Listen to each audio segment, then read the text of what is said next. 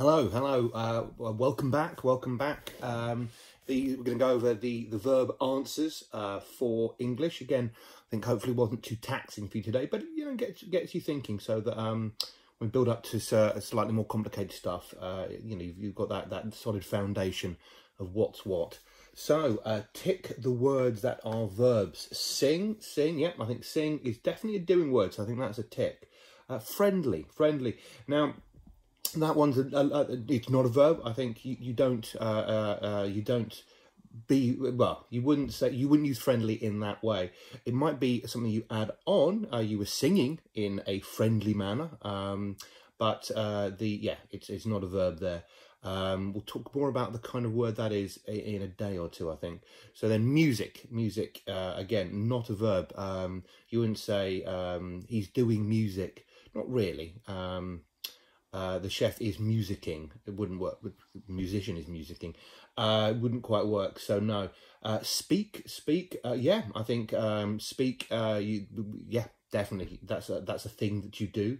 Another way to sort of check these things in your head is if you can add an ing to it easily. Then that works. So speaking. Yeah. Friendly, because you couldn't really friendly-ing. No. Musicking. No. And tree, no. Well, I think from yesterday's work, we know that tree is a noun. You wouldn't say treeing. And then begin, yeah. I think beginning. He's beginning to do something. There we go. And that's also, I was talking about this with the other teachers the other day on Monday, that there's quite a few words that can sort of fall into different categories. So just because it's been used, you know that a word can be used as a verb, doesn't mean it's always going to be a verb. I think we'll talk about that more in a day or two. Then for the next bit, circle the correct verb to complete each sentence. Esme walk or walks her pet dog. I think with these ones, it is just a case of saying it and seeing if it feels right. So Esme walk her pet dog doesn't sound right, does it? Esme walks her pet dog. So yeah, I think we want walks there. And then my sister and I love watching TV, or my sister and I loves watching TV. Again, I think say them both, see which one feels right. My sister and I love watching TV. Yes. Then for the next one, the cat sleep by the fire, or the cat sleeps by the fire. So it sleeps. So I think with these ones, just say them both, and see which one sort of sounds right, feels right. And then underneath, complete the table below by adding ing to the verbs. So float, floating, laugh, laughing, roll, rolling, and stamp, ing. So again, fairly straightforward for those. Hopefully that wasn't too taxing, too hard. Now for the interesting bit. So the book of the week, The Man on the Moon. What I'd like you to do is write me some man on the moon sentences that have verbs in them. Now you can get these can be as straightforward as you like or as tricky as you like.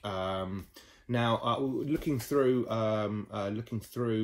the pictures again, we're looking through on Monday. There's a few pages that I think might work. I mean, it doesn't have to be just one page. You can use several. But I think the two pages that really stood out for us would be this one, which is a beautiful one. Reminds me of my own children.